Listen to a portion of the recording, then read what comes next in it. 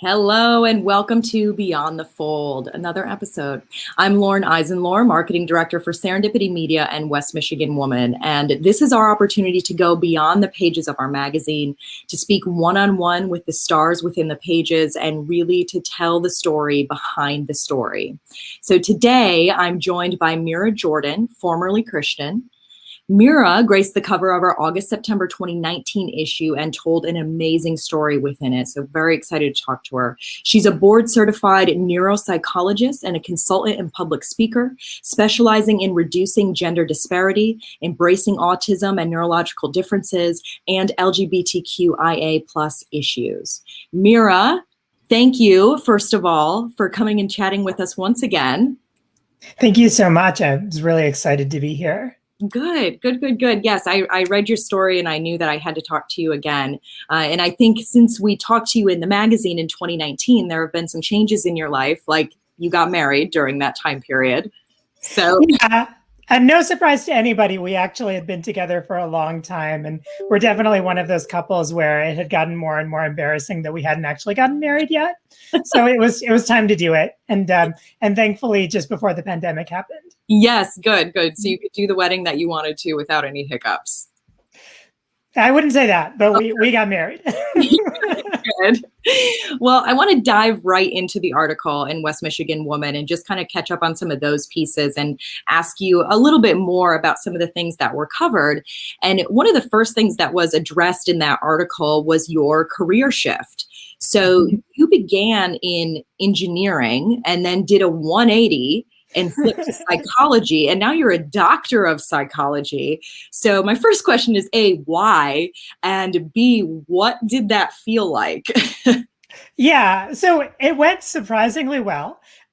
So in terms of the why, I grew up liking to solve problems. I think one of my early dreams was to build rocket ships and, support space travel. And ironically, now at this point, that's come back. Although when I was a young adult, that was something that, that wasn't really moving very far. Sure. So I entered engineering because I really like to solve problems. And it was something that both of my parents encouraged. And then when I got there, I enjoyed it and I really did like the problems, but I felt for me, they lacked a human element. I tell people that if I had done different projects, I might have stayed in engineering the whole time. But I looked for a change, and I started taking evening classes just to keep myself sharp. And I took psychology on a lark because I went to Michigan for engineering, and the courses are, you don't get a lot of choices. And so you have a lot of courses that you have to take. And taking interesting topics wasn't really something I got to do a lot of. So I went and took psychology because it was one of those classes I'd always wished I'd taken. And I really liked it. And I took another class and I really liked it again. And after a little while, I asked, well, maybe this is the thing that I should do. I got a lot of support working as an engineer still for taking all those night classes. And I would do my engineering job during the day, take night classes, and then drive to our plant to stay overnight to work on plant stuff in those days. But I made it through all of that and went to grad school. And for me, it marries a lot of things I really like. I don't know if every engineer would make a good psychologist, but for me, it has that human element while I can still use my problem-solving skills. That's awesome. I like how you say, I just kept taking one class and then another, and now I'm a doctor. So yeah, it all worked out. I could have saved myself trouble if I'd just done that in college to begin with, but you live and learn. Yeah, absolutely. And we're here now. So it all worked out. And for a period of your career in psychology, and maybe still today, you worked pretty extensively with children. And in the article, you said you never thought you wanted to do that. You never thought you wanted to work with kids. When did your sentiment towards children change? And was there a particular moment that really was like, oh my gosh, I love this? Yeah. So, one of the... It's kind of embarrassing. I'm an only child, and I think that plays a role. But when I was a young adult, I would go to church and I'd get put on nursery duty, and nobody would really give me a lot of instructions. And just kind of throw me in a room full of crying babies, and I didn't know what to do. And so that was one of the things that made me not like little kids very much. Yeah. When I got to grad school, I knew that I would have to work with them at least a little bit. And I really, I think I talked about this in the article too, but I believe in sort of turning into the sharp points or doing the things that are hard for you. And so I thought, well, I could just get by and not do a very good job with those clinics, but I wanted to really try. And so what I did was I volunteered at one of Paul Newman's Hole in the Wall camps. These are a series of camps that serve kids with serious illnesses, kids with congenital heart disease, kids with epilepsy, cancer, and different kinds of conditions. And I signed up for a weekend. That first weekend was with kids with sickle cell disease, and I had a ball. People taught me the basics of how to play with kids, and I went in expecting that I would need to be sympathetic and feel sorry for them. Mm-hmm. And what I found, I spent hundreds of hours at that camp when I was in grad school, and I found that I didn't need to spend 15 minutes feeling sorry for kids because they wanted me there, having fun with them and experiencing with them. And that really changed a lot of things for me. So I did that rotation in grad school where I had to see kids, and I came in working with older adults, and I was really still focused on older adults at that time. And all my classmates, people in my grad program, thought I was studying in child psychology. Yeah. And again, I thought, well, this is really fun. Why should I stop doing this? And so the kids, I really credit the kids at the Hole in the Wall camp. And I've been really excited that I've gotten to continue a little bit of that by serving ICA's Life Enrichment Services, which is I serve on their board, and they oversee Indian Trails Camp, which is a camp for people with developmental differences here in West Michigan. That's amazing. That's amazing. Yes. And I like how you say you had to kind of learn how to play with kids. And really what that meant. I struggle with that myself, and I have my own kids. But there's certainly something to that. Yeah, and I work with young parents, and I've learned too, like after seeing hundreds of parents as a psychologist, I know that it's not just me, and I know that it doesn't come naturally to a lot of parents, or, a lot of times they know how to play with some kids, but then they have a child who has a very different fit or needs than their natural style. And it's not about being a good parent or a bad parent, but I really believe there are skills you can learn. And so I really love working with parents, and, this stuff isn't natural to me either, but I think that you and I can both learn this. Yes, thank you. That honestly makes me feel better. I have a lot of mom guilt about that at times. So. I think a lot of people do. Yeah. I appreciate it. Well, at another point in your career, you worked for the Hope Network. And during your time there, you came out as transgender. And in the article, you said that happened over a period of several months. Can you describe what those months looked like and how that was a gradual process? Yeah. So the months really had more to do with than anything else with planning. At that time, I think this was about 6 years ago. And even at that time, this was still something new. And I think for a lot of people still is something that is not on their radar and is new. Right. I served a lot of families of young children, and I had a lot of professional relationships. And the biggest thing that was important to me was maintaining those relationships. I wanted this to be a good experience for our families. We served parents who were trusting young kids to us. Sometimes they had never left their child with anybody before they were with our therapists. And so it was really important to me that I think about that carefully. And then I think, I'd experienced a lot of people who maybe didn't do this sort of thing for the first time, but they're pioneers in the sense that lots of people are still not experienced with things like trans people coming out. I just wanted to make sure too that I did it in a way that would make it easier for people in the future and not harder. Yeah. And so in terms of trans people coming out more broadly, there are different considerations. Some people need to get experience practicing the way they carry their gender when they're acting authentically instead of pretending to be something they're not. They may need practice also experiencing how society treats them differently. A lot of Trans men describe, for instance, how they get listened to in a room that they didn't when they were perceived as women, or trans women may have the opposite experience.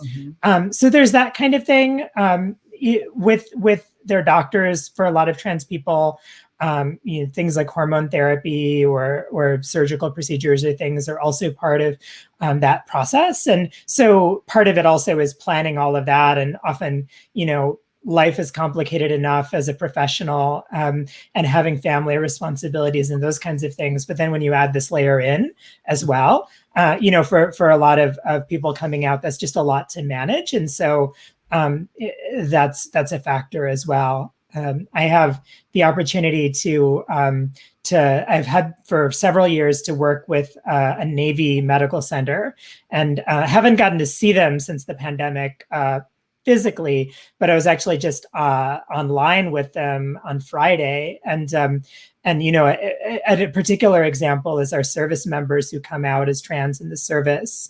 They have a very rapid timeline and fixed expectations, and they're dealing with all of the other complexities of being in active duty. And so in that same kind of way, it's just a complicated process on a variety of levels. And some people, for some people, what works is to just do it, and it works out fine. And my husband, who's a trans man, was like that. He didn't put a lot of necessarily care and planning into the process, but it worked really well for him. I did, and that worked too. And maybe that's just our different personalities. Sure. And speaking of a lot to manage, what would you tell a parent whose child is coming out as transgender? I think the biggest thing is just to not forget how impactful you are as a parent. So parents, sometimes I think, especially when you're raising a teenager, it's easy to be frustrated. And I'm sure that my parents spent a lot of time wondering if anything they said got through to her at all. But just to put that in context, we know that suicidal thinking is unfortunately common among trans people and among trans youth. The evidence really strongly shows that it is related to things like family acceptance, probably family acceptance more than anything. Trans people who are highly accepted by their families have very low rates of suicidality, the same as anybody else. We're not magical. We don't have the protection that we all need to be seeking out positivity and supporting each other in our lives. But trans people who are really highly accepted by their family, they're not at more risk really than other people. And it's a dose response, meaning that the more accepting your family is, the more protected, your child is. If parents needed to know one thing, that's one thing, the one thing I would want them to know. Number two on its heels is that you are one of the largest sources of your child's perception that they cannot have a positive and fulfilling future. And so, that's a big responsibility. Yeah. But when your children get the message from you that they can live and be happy and healthy adults, then that message from you is particularly impactful. Those are the two big things. After that, there are resources out there. There is so much more support than there was a decade or a generation ago. You're not alone in this. So, there's a lot of connections that the community can help you make. But the big thing is that you're an agent of helping your child succeed, just like, if your child wasn't trans. Yeah, that's so powerful. Also powerful, in the article you talked that you knew who you were at 5 years old. And that's a lot for a 5-year-old. So what did that level of self-awareness look like for you?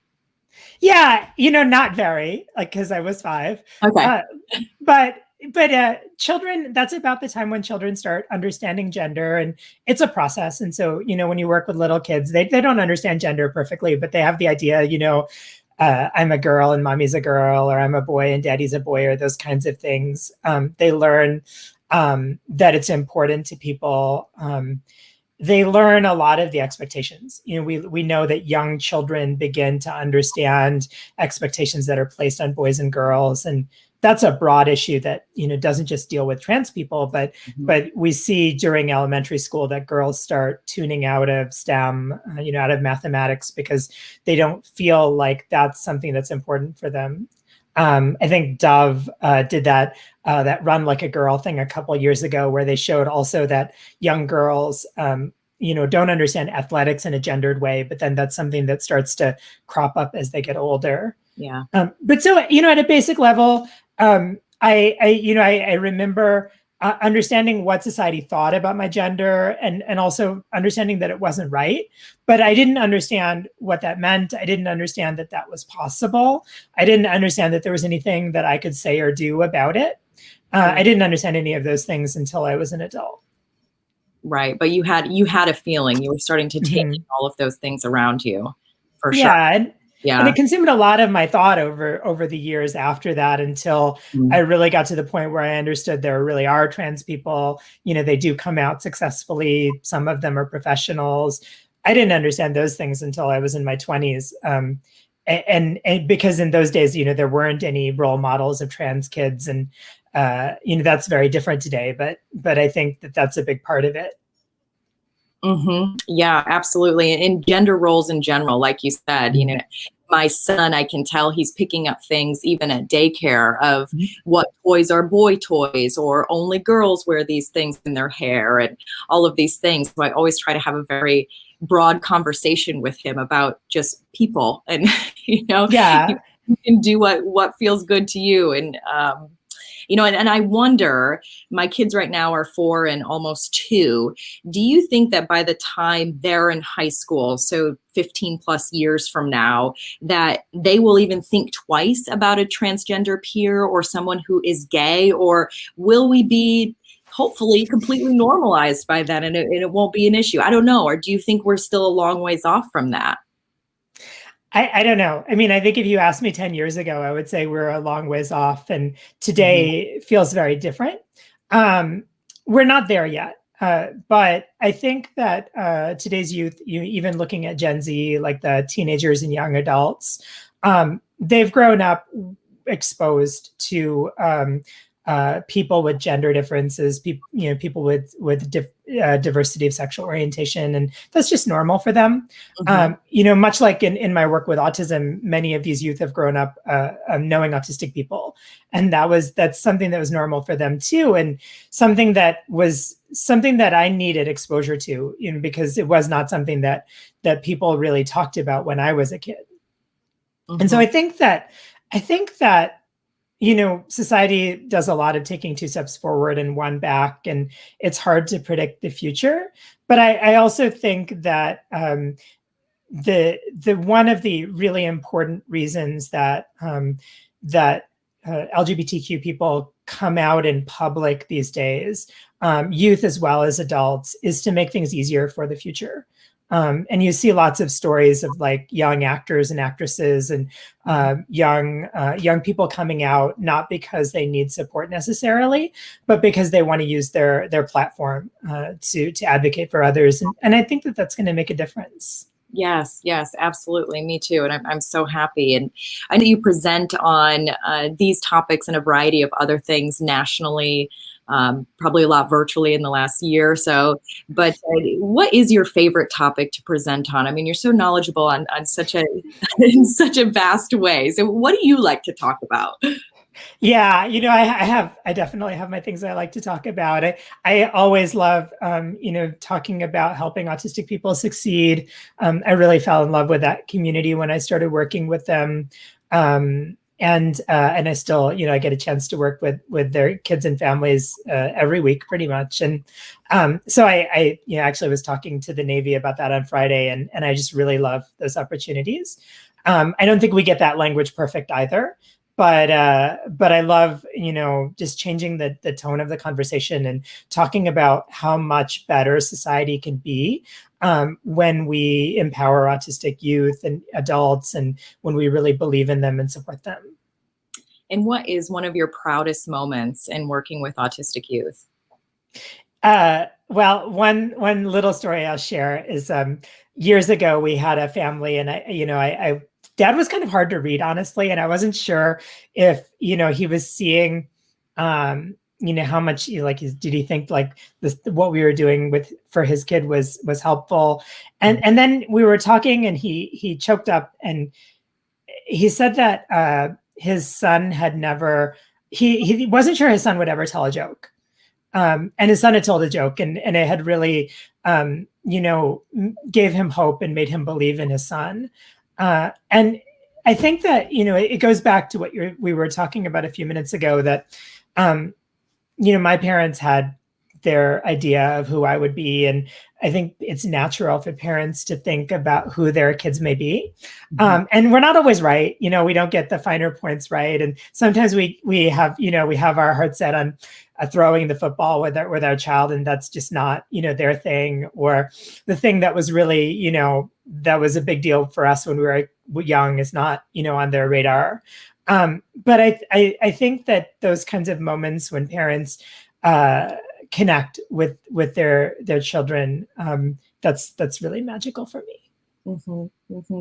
And speaking of magical stories, in the article you said that when you met your husband Terry for the first time, it was love at first sight.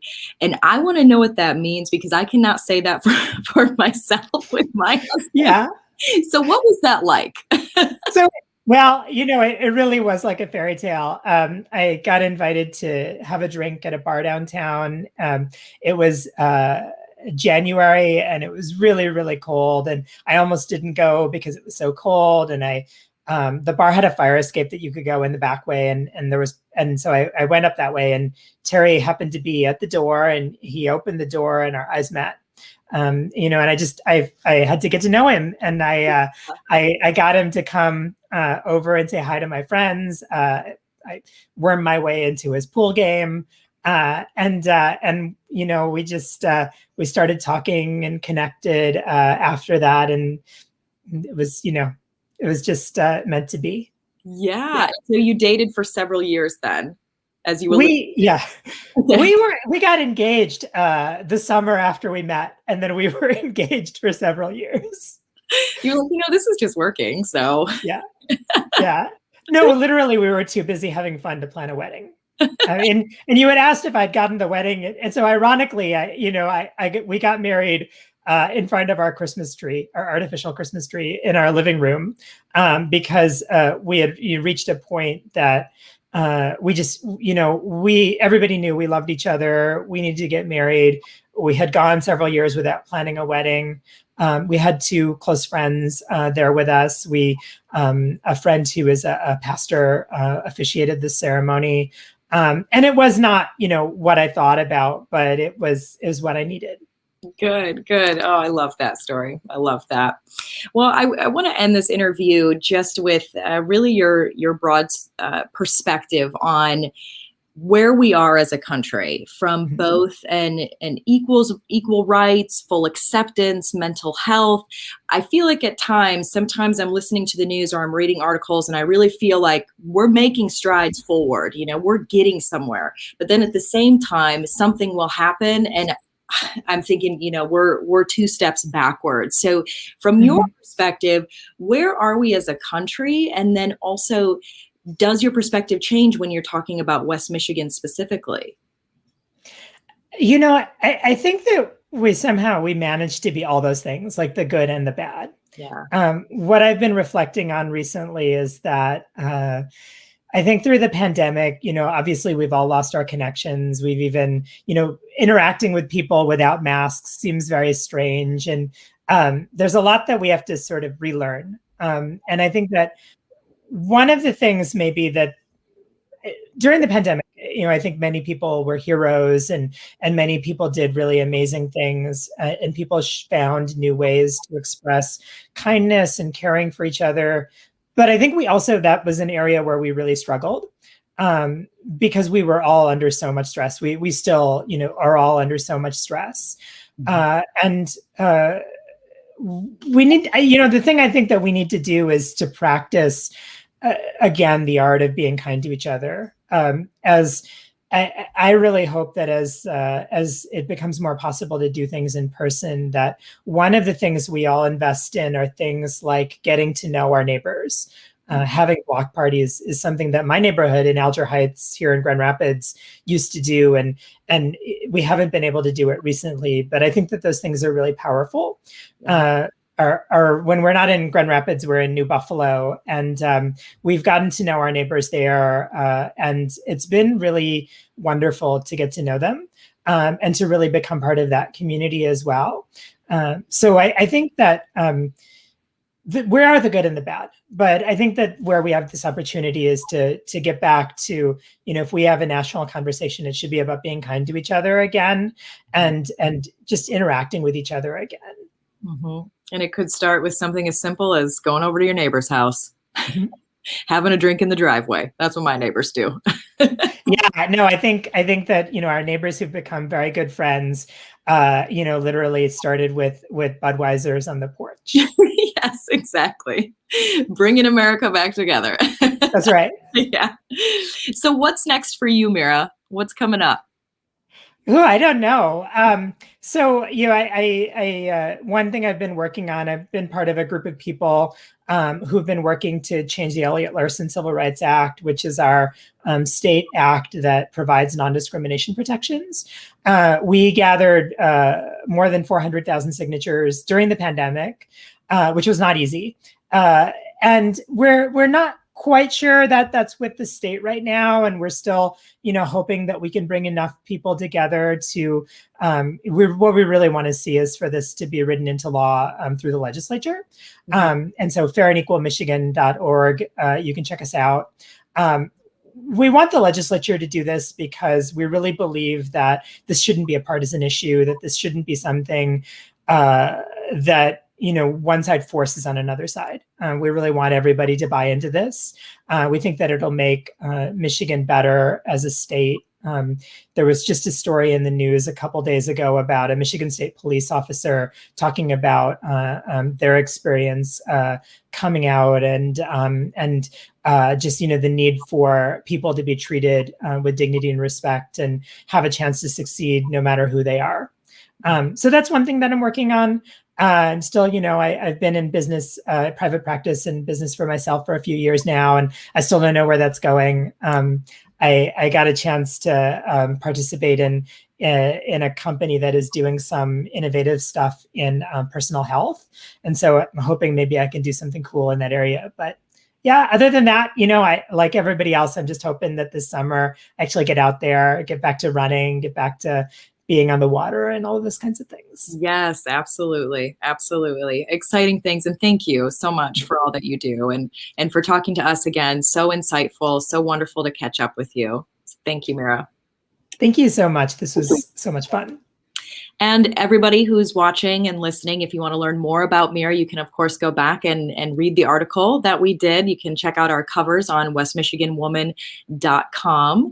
And again, this is Beyond the Fold. So until next time, cheers.